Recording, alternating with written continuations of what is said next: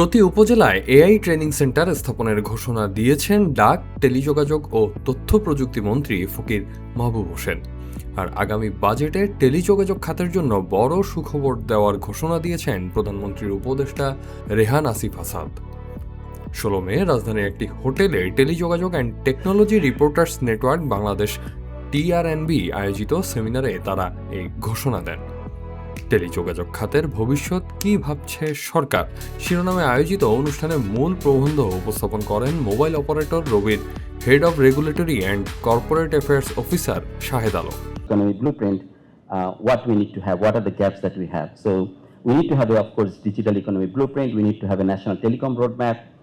আলোচনায় অংশ নেন বিডিআরসি চেয়ারম্যান এমদাদুল বারী, মোবাইল ফোন অপারেটর রবির ব্যবস্থাপনা পরিচালক ও মোবাইল অপারেটরদের সংগঠন এমটবের সভাপতি জিয়াদ সাতারা, এমটবের সাবেক মহাসচিব ও বর্তমান ফরেন চেম্বার্স অ্যান্ড কমার্সের প্রধান নির্বাহী TIM নুরুল কবির, বাংলালিংকের chief corporate affairs officer Taimur Rahman, টেলিটকের ব্যবস্থাপনা পরিচালক নুরুল মাবুদ চৌধুরী। মোবাইল অপারেটরদের কর্মকর্তাদের বাইরে আলোচনা করেন বাংলাদেশ প্রতিযোগিতা কমিশনের সাবেক পরিচালক খালেদ আবু নাসের এবং বুয়েটের অধ্যাপক লুৎফা আক্তার। TRNB সভাপতি সমীর কুমার দেয়ের সঞ্চালনা ও সভাপতিত্বে অনুষ্ঠানে স্বাগত বক্তব্য রাখেন TRNB সাধারণ সম্পাদক মাসুদুজ্জামান রবিন। এবং যে কাজগুলো করতে চাই আমরা মূলত আমাদের যে এই প্রথম সারিতে যে অতিথিরা আছেন তাদের কাছ থেকে আমরা জানবো আসলে সরকারের পরিকল্পনা, এই সেক্টর সামনের দিনে কোন দিকে যাবে, কিভাবে তারা এগিয়ে নিতে চান। এআই প্রযুক্তির ব্যবহার বিস্তৃত করার বিষয়টিতে সরকার অত্যন্ত গুরুত্ব দিচ্ছে। এজন্য উপজেলা পর্যায়ে সেন্টার করে তরুণদের এআই ও ফ্রিল্যান্সিং শেখানো হবে বলে জানান টেলিযোগাযোগ মন্ত্রী। উপদেষ্টার মধ্যে এআইকে নিয়ে আমরা কিন্তু এই গভর্নমেন্ট ইজ ভেরি সিরিয়াস। কিছুদিন আগে আমরা এআই এবং ফ্রিল্যান্স যারা আমরা ট্রেনিং দিতে চাই এদেরকে আমরা প্রত্যেকটা উপজেলার পর্যায়ে আমরা একটা করে টিআই এবং ফ্রিল্যান্স একটা করে ট্রেনিং সেন্টার করতে চাই, যার মধ্য দিয়ে আমাদের ইয়াং জেনারেশনকে আমরা শিক্ষা দিতে চাই। আমরা এমনিতেই কী করি, আমরা এমনিতেই কোনো দক্ষ ম্যান পাওয়ার কিন্তু আমরা বিদেশে পাঠাতে পারি না। আমরা এআই এবং এই ফ্রিল্যান্সের উপরে আপনার ছেলেপেলে যদি ইয়াং জেনারেশনকে আমরা শিক্ষা দিতে পারি এবং তাদেরকে যদি আমরা বিদেশে পাঠাতে পারি, প্রচুর টাকা অর্জন করতে পারবে তারা। সরকারের চিন্তাভাবনা আছে যে আমরা প্রত্যেকটা উপজেলা পর্যায়ে এআই ট্রেনিং সেন্টার করব, যাতে করে আমরা সেই ইয়াং জেনারেশন আমরা শিক্ষা দিতে পারি, ট্রেনিং করাতে পারি। স্থানীয় ও বিদেশি উদ্যোক্তাদের বিনিয়োগে উৎসাহিত করতে আমদানিতে 5 বছর মেয়াদী পরিকল্পনা করে রোডম্যাপ প্রকাশ করা হবে বলে জানান প্রধানমন্ত্রীর উপদেষ্টা রেহান আসিফ আসাদ।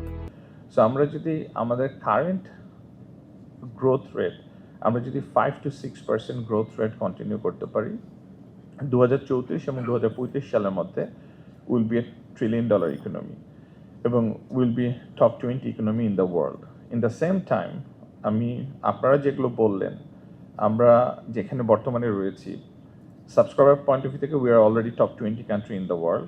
আমরা যদি আমাদের ওভারঅল পলিসি, আমরা যদি আমাদের ইনভেস্টমেন্ট, আমরা যদি প্রপার ফোকাস করতে পারি FDI এবং ম্যানুফ্যাকচারিং এবং innovators, we have all the reason to believe যে আমরা will be a top 10, top 20 economy in the world. We will be top $1 trillion economy এবং ICT এবং টেলিকম সেক্টরে will be the top 20 country in the world ইনশাআল্লাহ।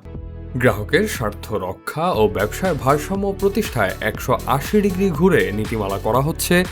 নতুন গাইডলাইনে কোনো অপারেটরের একাধিপত্য থাকবে না বলে জানান বিডিআরসির চেয়ারম্যান। আমরা অ্যাক্টিভ শেয়ারিংয়ের যে গাইডলাইনটা তৈরি করব, এই গাইডলাইনের শুরুটাই করেছি আমরা with a industry day long workshop দিয়ে। ইন্ডাস্ট্রি সব জায়গা থেকে এসে সবার কাছ থেকে একটা ব্রেনস্টর্মিং করে নিয়ে আমরা এখন নেক্সট ফেজে কাজ করছি। কোথায়? ড্রাফট করছি। ড্রাফট করে again will fall back to the industry, will fall back to the public consultation, and then we'll suggest to the government.